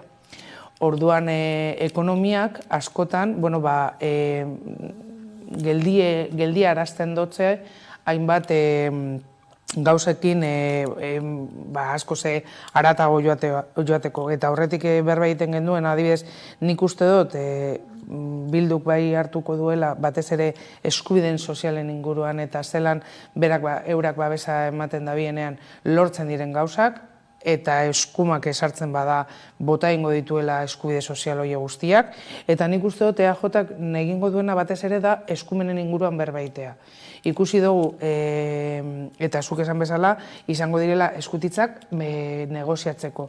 Ez momentu honetan, baina bai gogoraraziko dutzu behitu gogoratzen dozu, besta hau eman genizuela, eta nahi dugu hau horren truke. Eta ikusi dugu azkide zelan eskatzen ari dan gizarte segurantzaren kudeaketa, eta zelan adibidez, eta hori beste debate bat izango litzateke, baina zelan Guardia Zibilek hartuko dauela, ertzaintzak hartuko dau Guardia Zibilek ontxarte, adibidez Bilboko portuan neukasan eskumenak. Odan nik uste dut oso eskutitz potentea daukatela biek, gerorako gure naziorako eta horren eraikuntzarako negoziazioa egiteko. Sánchez, nik ikusten dut, baina ez dut, nik zalantzan nago ez badu hartzen azkibide, sozialki presio bat dagoelako, hartu behartzen dotzien aurrerapen elektoral bat egitea, behar bada urte eta erdi, 2 urterako. Sistema parlamentario baten hauteskundeak noiz deitzen diren estrategia politikoaren baitan sartzen da. Eta hori, holan da, eta holan ulertu behar da. Sánchezek aguanta dezake 4 urte horrelako gobernu Frankenstein deitzen zen, edo koalizio Frankenstein deitzen zen horrekin? Lan olan, baina orokorrean, bai, aguantatu aldau. Ni Sánchez izango banintz zer egingo nuke? Alde batetik, argita garbi egingo duena, gobernu oso politikoa eta oso publikoa, hau da, profil oso potentekin prestatzea. Eta hor, erratoren bataia guztia ematea. Eta PP berriro ere gainberan dagoenean, edo eskuma orokorrean gainberan dagoenean, hauteskundeak ditu. Eta hori estrategia politikoaren baitan sartzen da, nun dago, ni hobeto posizionatuta besteekiko, orain ditzen dut. Ez ditzen da aukera bat batean horrelako udara hauteskundeak oso urrun daude, baina beste hauteskunde batzuk egoteko eta kriston deskalabroa egoteko eta orduan erabakitzea deitzen ditute hauteskundeak. Arraroa izango ditzateke, ze deskalabroa aia izan zuten, deitu zituen, hori egia da, baina deitu zituen ere baita ere irabazteko eta irabazi zituen. Eta askoz gitzi daukate orain galtzeko. Udal boterari eta beste nazioen edo erregioen boterari dagokienez. Beraz, bai, mantendu alda lagurtez, interesatzen bazaio. Eta ez bazaio interesatzen, ze ikusten du PP edo Vox, inkluso oso ahul dauzela, dituko ditu. Eta normala da, ohikoa da, eta munduko demokrazia parlamentario eta inkluso semiparlamentario guztietan holan egiten da, hemen, eta gainera, Espainiako konstituzioa holan dago planteatuta. Ez decir, ez da erregeak deitzen dituela edo presidente batek deitzen dituela, presidentea aurretuta estatu burua bezala, ez gobernu buruak erabakitzen du, noiz deitzen diren hauteskundeak. Interesatzen bazaio egingo du. Aguanta dezake? Bai, bueno, ikusiko dugu eaen Nafarroan ezen beste, baina, bueno, Ego Euskal Herrian eta Katalunian zer gertatzen dan, baina hori kenduta, sustengu horiek kenduta igual kolokan jarri aldirela errazago, bai, zergatik ez. Tipo, ez dut esango tipo edo talde inteligente bat duenik atzean, ez dakitzen dan individua edo taldea, baina badauka estrategia. Hori ja demostratu du, ez da, berriro dau orkestreta eta inork zuen espero, inungo momentuan, berriro hauteskundeak gitzen ez galtzea deskalabroandearekin, lortu du, berriro dago, eta beste hasi bat izango du eskuartean, ez da, seguru nago. Eta politikan beste kontu bat, atzoko egunean, Aitor Tellería Arabako EAJko buruzagioia espetxeratu dute, de Miguel auziko azken jeltzalea alegia, eta de Miguel auzian kartzela zigorrak betetzera zigortu dute azkenean. Normala, hori izango, hau eztabaidatzeko horik ez legoke izan beharko, baina bada, ikusten ari gara zelan, estrategia batzuk egiten dira judizialki, eta kondena horiek alde batera usten ari dira. 2009an hasi izan salaketa, 2010an atxiloketak, 2000 apuntatuta daukate, 2015an lehengo epaia, 2022ko urtarrilean azkenengoa, hau martzan joan behar da, ez dute egiten, nik pertsonalki ez dute egiten irakurketa bat, espetzan egon behar dira, nire importatzen ari dena da dirua eta diruarekin segin duten, eta ez horiek dirua baizik, eta zenbat nepotismo mota eta sare mota sortuko zituen, eta zenbat jende egongo da oraindik lanean haiei esker administrazioan edo para administrazio horretan, administrazio paralelo horietan, nire horrek kezkatzen dau, gizon hau espetzean saltzak niri ez dit inolako ekarpenik egiten, baina normaltasunean saltuko nuke, ez da, egia da, De Miguelek berak ere hainbat baimenak jasotzen hasi ditu, eta edo beste akusatu batuk baimenak jaso zituen, eta ondo, ez du zeltan espetze baten egon behar bere bizitza osorako lapurtzagatik, bai, ordaindu beharko du, bai, norabiteko itzulpen bat egon beharko da, baina hau normaltasunean saltu beharko litzateke, ez dut ulertzen zagatik ez zuten impunitate berezi bat. Alde batetik galdetu beharko genioke geure buruei, 40 urteko txiringitoak eraikita badauz, bertan bera ustea eta zu dinozu, egin dugu horrela, eta ustelkeri pizkatzu bat kendu egin dugu, baina zenbat kasu dauzela zabalik hainbat herrialdeetan Euskal Herrian ez, Euskadin, eta EAJ atzekaldean dago eta inorez doa ez dau sententziarik, edo lusatu egiten da, edo rekurtsoak baldin badauz, zuk esaten dozun bezala, egiten badozu, ordaindu beharko dozu. Ez dana normala da urtez, aprobetsatu izatea diru publikoaz, eta ez dabe ordainduko lapurtu dabiena. Hori da arazoa. Ez dabela, segero badakigu, badauzela pilo bat trampa fiskal eta jartzeko adibidez ondasunak beste izenetara eta bar, eta oso zaila dela azkenean, eta egiten direla levantamiento de bienes. Eta hor, dira, beste baiketa bat, eta mugimendu horiek egiten dutena da, azkenean, atzerapena, 20 urtetan, zuk dinozuna, 2009-tik, Osea, berbaiten dugu 12 urtez.